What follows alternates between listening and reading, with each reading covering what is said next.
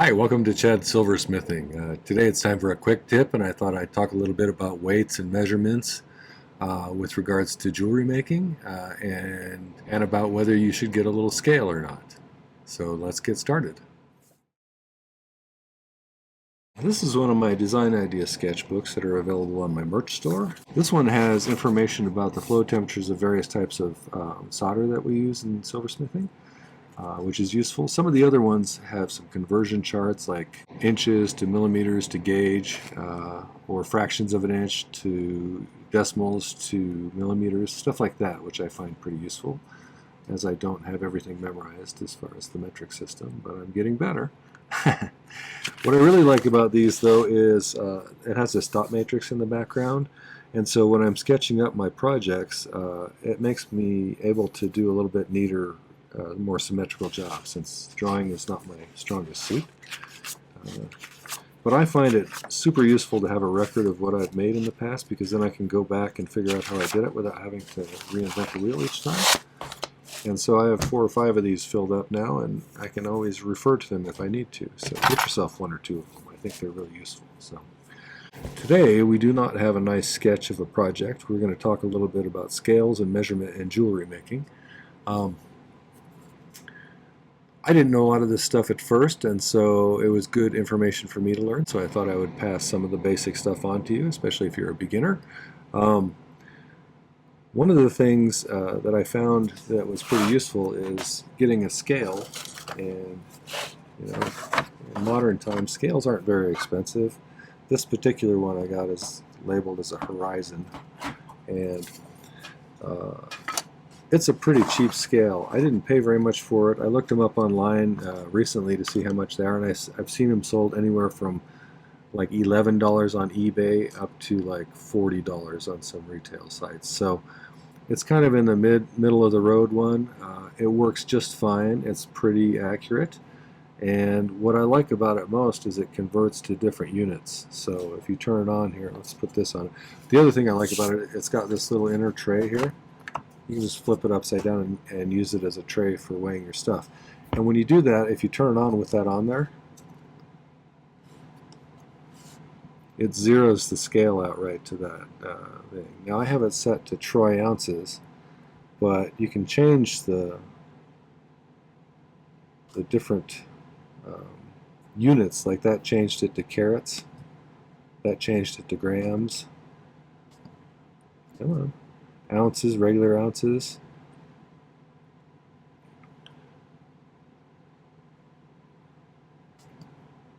And back to troy ounces. Somewhere in there it skipped grains. Oh, diamond weight. I didn't even talk about diamond weight. I don't use that very much. So, carat. I thought it had grains on here too, but I guess it doesn't. Most of the time I have it set to troy ounces, because I'm measuring how much silver I have or whatever. So, but let's talk about some conversions. I didn't understand this when I first started. I'd heard the term troy ounces, but I didn't really understand what that meant. And troy ounces are a little bit bigger than the kind of ounces we use to measure food or ourselves. And those are called avoirdupois. I never can pronounce this right. It's a complicated sounding word, but everybody else just calls them ounces. So, but troy ounces are a little bit bigger. There's 16 of these types of ounces to a pound. For troy ounces, it's about 12. 1 regular ounce, or 1 troy ounce, is equal to about 1.0971 normal ounces. So it's a little bit bigger than a regular ounce. So there's 12 of those roughly to a pound, and 16 of these to a pound, if that makes sense. Traditionally, people measuring precious metals will use troy ounces. So another unit that you run across a lot in jewelry making is grams, which is a metric unit. And just for comparison's sake, if you compare troy ounces to grams, there's 31.1 grams in a troy ounce. So that kind of gives you a way to, in your head, convert a little bit when people are talking about grams. So somebody says this stone weighs 10 grams. you know, it's a third of an ounce, right, basically. So carats is another term you use. The story goes that the term carat came from the carob seed, which was relatively consistent in weight, and so 1 carat was equal to the weight of a carob seed. Now that's the story. I don't know if it's actually true, but I think it probably is. 1 gram is equal to 5 carats, so there's 5 carats in a single gram. Grains, like I said, sometimes I've heard people use that. That's a smaller unit. There's a little over 3 grains to 1 carat. So sometimes they talk about precious stones where it'll be, especially diamonds, they'll talk about points, and that's hundredths of a carat generally. So if it says it's 79 point diamond, it's 0.79 carats, if that makes sense. So that's basically the different units that you mostly find in jewelry making. And you know, if I'm not thinking of one, tell me in the comments, because I am certainly forgetful sometimes. But let's go ahead and weigh some silver. Most often anymore, with the price of silver fluctuating so much, it's a good idea to have a scale so you can kind of see how much you're using and help you to price things. Here's some scrap silver I had in a bag. Let's see how much is here. Oh, it's just over 1.5 ounces. 1.515 troy ounces. Okay. So that's kind of handy. One thing I might mention is that I know when you get into a new hobby and you're excited about everything, you want to get all of the best equipment. And most of us have a pretty limited budget. And so getting a scale is a nice thing to have. It's not absolutely necessary. But if you do want to have one, like I said, you don't have to spend. I've seen some online for $500+. I doubt you really need the kind of precision for what you're doing as a hobbyist, or even as a person starting a business. You probably don't need to spend that much on a scale. So I would get something a little bit cheaper. It's just more economical. And you know, eventually, if you get so serious that you're selling stones and you need really precise measurements and everything, you might want to invest in a little bit better scale, but I still don't think you probably will ever need a $500 scale. So let's change this to carats and measure a stone. Maybe.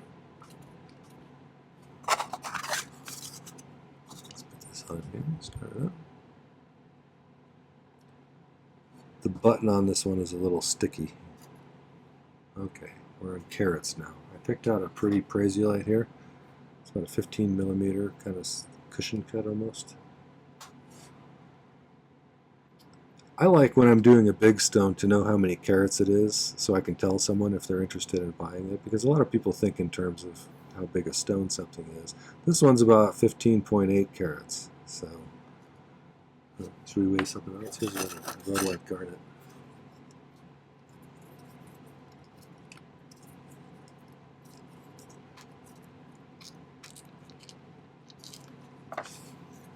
What do you think? I guess